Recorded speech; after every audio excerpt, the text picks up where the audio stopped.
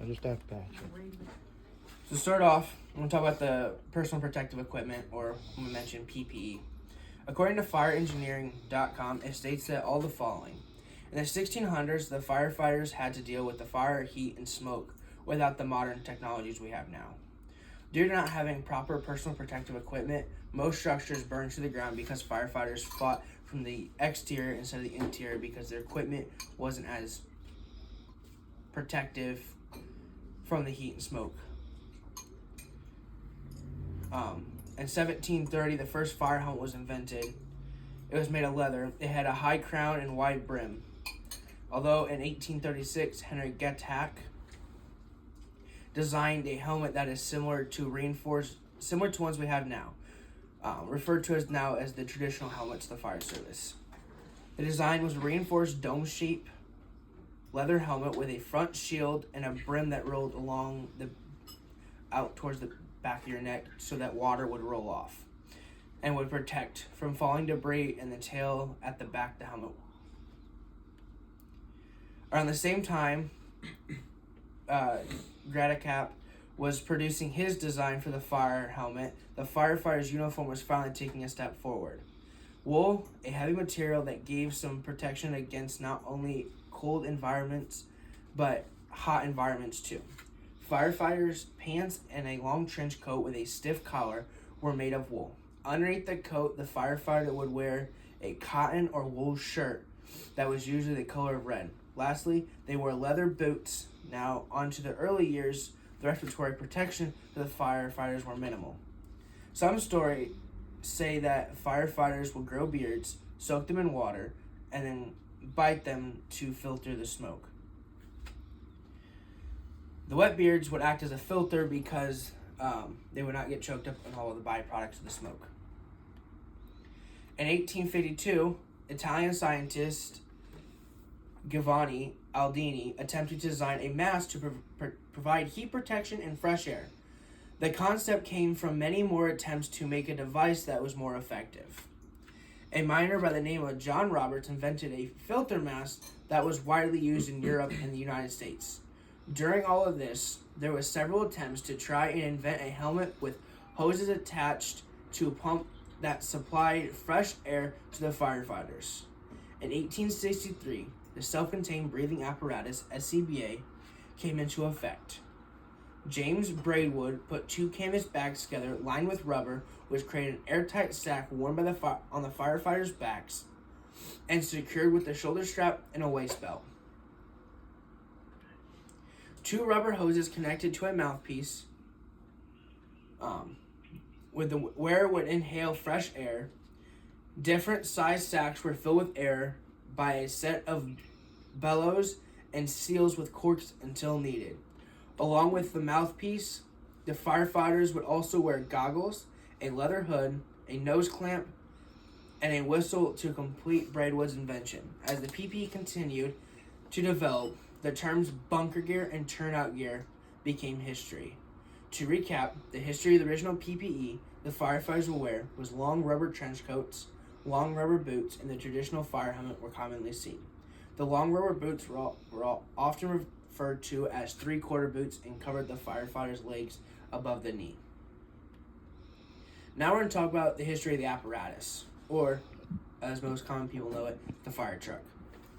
According to guildfordfire.com, the following is stated. In 1700 to 1800, before they had fire hoses, the firefighters would use what is called a bucket brigade. A bucket brigade is when people line up passing buckets full of water from either a well or a river to the fire. The method was not only slow, but it was often ineffective. In the mid-1700s to late 1800s, they had the hand-pump fire engines. The hand-pump fire engines were carts that were either pulled by men or horses. They would take several firefighters to pump it to spray water. Some limitations with that is they took several firefighters to manually operate it. They were a limited range and pressure, and it relied on a nearby water source. The late 1800s to early 1900s, the steam-powered fire engines made a rise. The steam-powered fire engines were carts that were also pulled by horses. They used steam pressure to pump water more effectively. This allowed for quicker and stronger water flow. The advancements to this were there no longer required manual pumping. It increased water pressure and range, and they had faster response times. Now, in the early 1900s to present day, we have the motorized fire engines.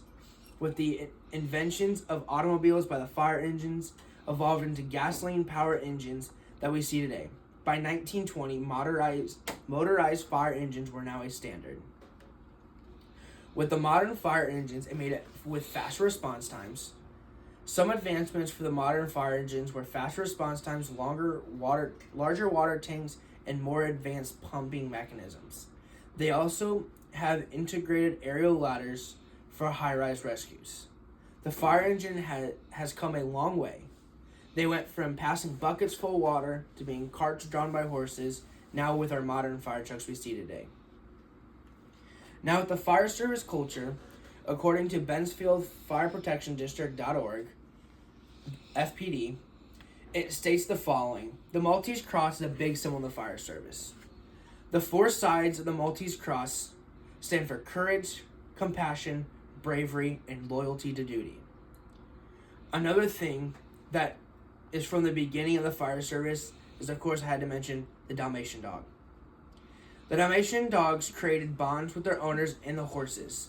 They were often used as guard dogs for protecting the horses and the firefighters. As the horse-drawn carts were going down the streets, the Dalmatian would run up the streets barking. It would clear the streets. So you could think of them as the first sirens. The fire service started as a volunteer fire department, and they have progressed from being both volunteer to now they're full-time career departments. One tradition that has been around since 1800 is the push-in ceremony. It is when a new fire engine is bought and delivered, it is manually pushed into the station. Lastly, since the beginning of the fire service, we only had responded to fires.